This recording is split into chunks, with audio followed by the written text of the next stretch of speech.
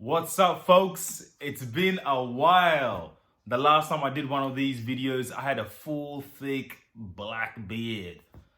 That was prior to COVID. And now that I've come out of lockdown, look at me. I've got a salt and pepper look.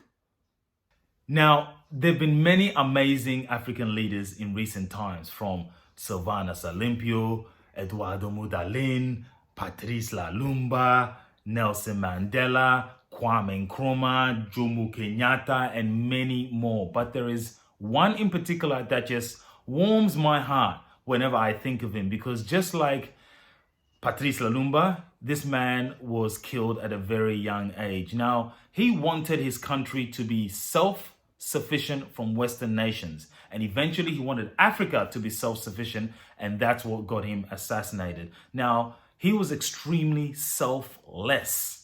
He didn't even want to become a leader initially. And he just found himself kind of pushed into the leadership position. And this man is Tomasankara. Tomasankara was born on the 21st of December 1949 in Yakou, French Upper Volta, now known as Burkina Faso. He was the third of 10 children. Now, his parents wanted him to become a priest, but he decided to join the military because he knew he could get a scholarship that way. The young man spoke so well that in 1976, they made him a commander at one of the military training centers. Tomasankara's ability to communicate with the masses was on such another level that they made him prime minister in 1981. Now, remember, this is not what he was looking for, but he realized that he could use this opportunity to help his country move forward, and also the continent of Africa in general. He was a revolutionary, so he was very outspoken, and his idea was to ensure that Africa was a self-sustaining continent. However, this didn't sit very well with the colonial powers of the time, so Sankara was imprisoned, and it was his friend Blaise Compaoré who led a military coup to get Sankara out, and they created the National Council for the Revolution, with which Sankara was the obvious leader. With the coup d'etat organized by Tomasankara's friend Blaise Compaoré, the corrupt government of the time decided to hand over administration to Tomasankara without any more bloodshed. And on the 10th of January 1983, Tomasankara became president. And one of the first things he did was to change the name of the country from Upper Volta to Burkina Faso, which meant land of the upright people. He just wanted to show his people that, listen, we can do this on our own.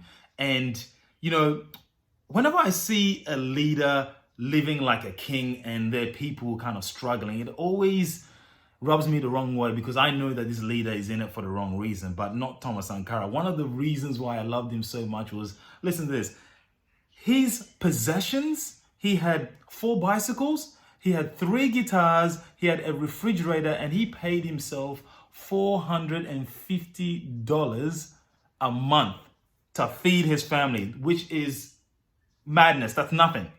And he ensured that his ministers were also not, wrought in the system. One of the things that he imposed on his ministers, he said, no more first class. They had Mercedes-Benz fleets, and what Sankara did was he sold all the fleets and he got the ministers these average looking cars. Look at this. Like, they had to drive these cars around. He told his family, Sankara, he said, listen, I know I am the president right now, but don't expect to be getting any money from me, because this is for our people. Everything that I'm doing right now is for our people.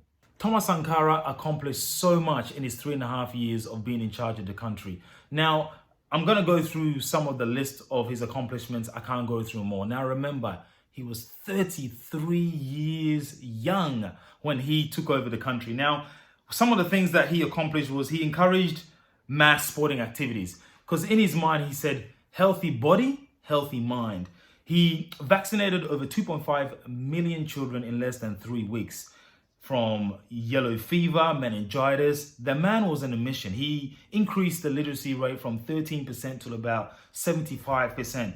Within a short amount of time, he built schools, hospitals, railways, planted over 10 million trees. Now, he was a hands-on president, so he wanted the people to know that he was reachable. He wanted them to know that he's not one of those leaders that kind of turns their back away and lets the people do all the hard work. He was willing to get his hands dirty. He was one of the first leaders to acknowledge women in his cabinet. He said the revolution and women's liberation go together. We do not talk of women's emancipation as an act of charity or out of surge of human compassion. It is a basic necessity for the revolution to triumph. Women hold up the other half of the sky. Now, there were public trials for corrupt government officials. These officials were not allowed to have lawyers, which I think is a violation of their human rights. But Sankara was like, hey, my brother, when you were stealing all the money from the country, you did not have a lawyer. Now you want a lawyer to get you out of it. I want to hear you explain yourself to the rest of the country, which was very interesting. He also encouraged Burkinabes to only consume Burkinabe products. So from clothes to food to everything else. In 1987, Sankara was speaking at the General Assembly at the United Nations, and he was just addressing the African leaders who were there, and he was like, listen guys, we can't keep paying this so-called colonial tax that has been made up. We're never going to be out of debt. Our kids are forever going to be in debt. We can never move our countries forward if we keep paying these debts. It's not right. And he said we need to all get together to stop this. Now, that was the 4th of October 1987, and on the 12th of October 1987, he was assassinated by his friend Blaise Compaoré, who organized a military coup at the behest of the French government. Sankara's former friend Blaise Compaoré's troops storm into the presidential palace where Sankara is having a meeting with some of his ministers. Now, he hears gunshots within the compound and he understands what is happening because there had been whispers that Blaise Compaoré is trying to take out Sankara. And when he hears the gunshots, he comes out with his hands above his head and he says, all right, I'm the one that you're looking for. Leave everybody else out of this. But it didn't work out that way. They killed everybody in there. And that's one of the saddest stories that you hear, along with Patrice Lumumba as well. But, you know, these leaders died so that people like me can kind of be okay living in this world. And I think it's our responsibility to at least ensure that we educate ourselves and then our kids on who these people were and what they were about. If you enjoyed this video, hit the like button, subscribe. I appreciate you all.